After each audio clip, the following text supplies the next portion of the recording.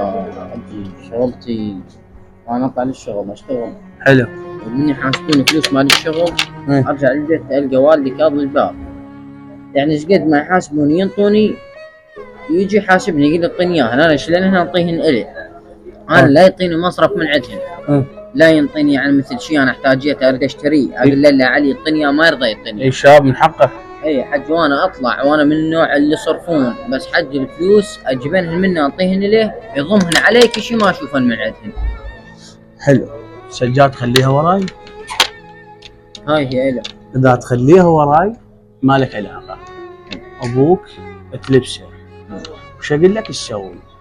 تسويهن. هاي هي له. مرت الثانيه اذا قال لك اعطيني المصرف شنو اللي بيدك طقه، هنا راح يحترمك، هنا راح يخاف من عندك. وهاي الشله راح تمشي وياها ترى كلها ما تخاف من ابهاتها. واضح؟